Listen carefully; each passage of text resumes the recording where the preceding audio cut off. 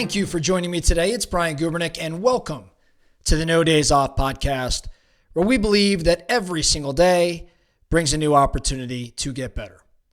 Let's get into it. Today, I want to talk a little bit about wealth and finance, building our futures, and I want to talk about how we should be bulletproofing our wealth as we progress in our careers and our life.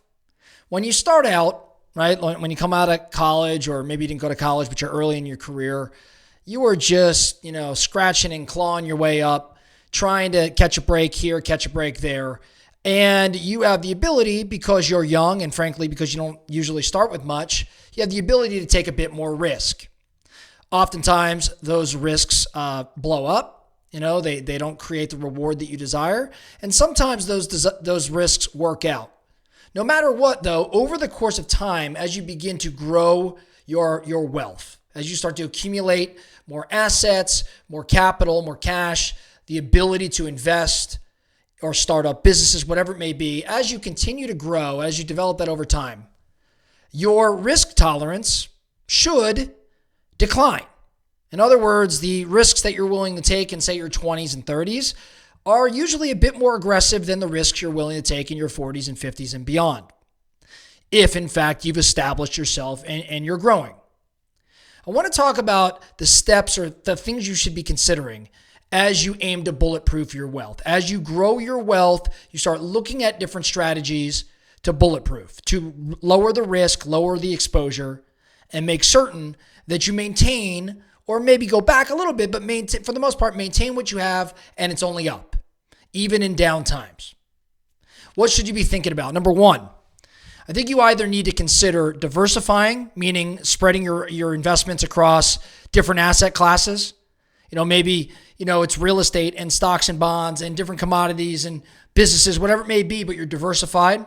Diversification can help mitigate risks. And if you're not diversifying, then you've got to be very, very committed to watching that basket where you've placed all your eggs. In other words, for example, if you are into real estate and you believe that that's your path, I'm not saying you need to diversify. I know Warren Buffett wouldn't necessarily tell you to diversify, but Warren Buffett would tell you if you're going to go all in on an asset class or two, then you've got to be committed to watching that asset class, watching that basket where all of your eggs are committed on a very frequent basis, right? You've got to be knowledgeable. That's not a set it or forget it. So you have the option. You either diversify or you commit significant energy to studying and watching that asset class that you're committed to.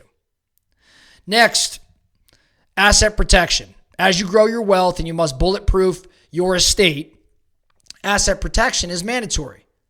You have to consider different legal structures like trusts, like LLCs, even certain offshore accounts that might help you shield your assets from potential lawsuits, whatever it may be. As you grow your wealth, or even prior to growing your wealth, you should really consider how you're going to protect these assets, right? As we all know, it may take 10, 15, 20 years to build. All it takes is one claim, 1 5-minute mess up to bring all of that down if you don't have the proper protection. Right? I had a personal experience with this a few years ago where I did find myself in a lawsuit. And fortunately, everything worked out and I hadn't done anything wrong. But had the court maybe said something different, I could have potentially been in a bind if I didn't have the proper protection around my assets. Fortunately, I did, because I was educated by my mentor early on to do these things. Along these same lines of asset protection and different legal structures, I want you to make sure you have the proper insurance. You need adequate insurance coverage for your assets, for your health, for your life, for what other liabilities that you can potentially come up or have, right? You got to have a safety net in case unexpected events like an accident or a lawsuit, as I just mentioned, or some other thing comes about. What should you be doing? You should be meeting with your insurance broker at least on an annual basis, and you should be saying to that person, am I properly covered? Do I have the right auto coverage? And is it for a large enough amount? Are my deductibles right? How about my homeowner's insurance? Right? So we want to dig into this. If life insurance is right for you, you need to be meeting with someone that's educated around this subject. So insurance, as you grow your wealth, is another way to bulletproof what it is you're creating. Next, I think about having an emergency fund. This is probably one of the first things you should set up. You should be establishing as you're bulletproofing your financial wealth.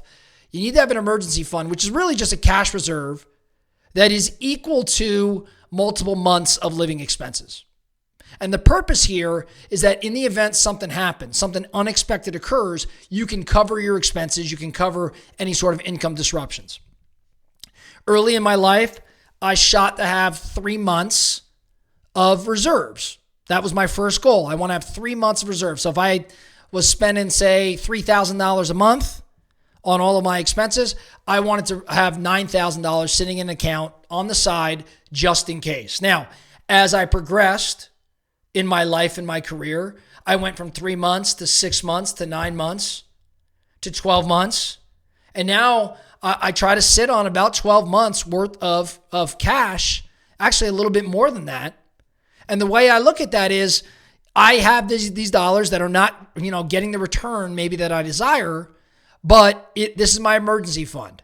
In the event something happened or I had to pivot or whatever, all of my expenses are covered for a year. And I don't have to draw from any sort of investment or anything like that might have tax consequences. So you need to establish what cash reserve amount is right for you. At a minimum, though, I would think you need 3 to 6 months, just cash sitting there, because you could make a pivot. You could figure some things out in 3 to 6 months. That's what you're really doing. You're just buying yourself some time. Some more advanced bulletproofing techniques: estate planning. You got to have an estate plan. And you want to get with an attorney, with your financial, professional or advisor, whoever you're working with. Make sure that your assets, ensure that your assets are being distributed according to your plans, according to your wishes, right? You also have to look to minimize tax implications. So in estate planning, as you create more wealth, as you have a nest egg, as you have accumulated some assets for that family, you need to make sure you have a plan in place for the estate that both protects the estate from liability, also minimizes the tax repercussions or implications for your heirs. Last couple things that come to mind for me in terms of bulletproofing: tax planning. As you get further down the road, as you start to accumulate more wealth, as your income starts to go up, I think too many people spend too little time on tax planning. Taxes are your number one expense. Taxes are your number one expense, but we don't treat them oftentimes as though they're number one. They're almost an afterthought.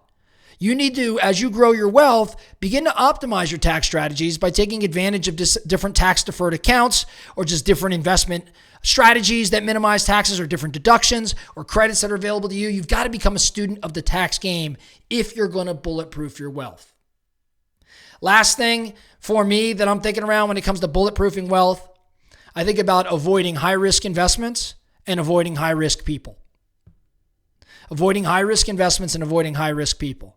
High-risk investments that promise high returns, could come with significant downside. At this stage of the game, I do not have the same degree of risk tolerance that maybe I once had.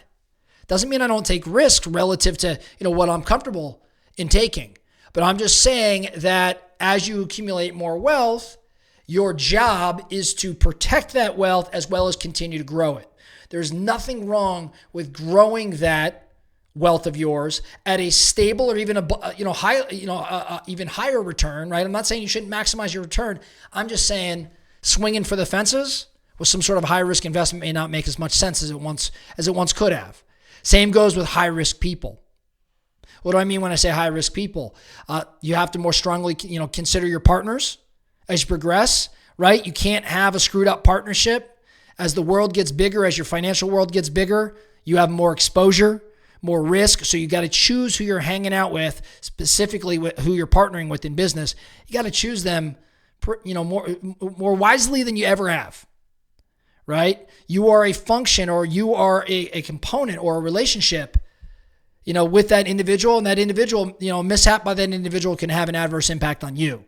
So high risk investments and high risk people, I think you got to strive to avoid them. Remember though, hey, when I'm talking about bulletproof in investment or bulletproof in your wealth, there is absolutely no one size fits all approach to how you protect your wealth and your financial well-being.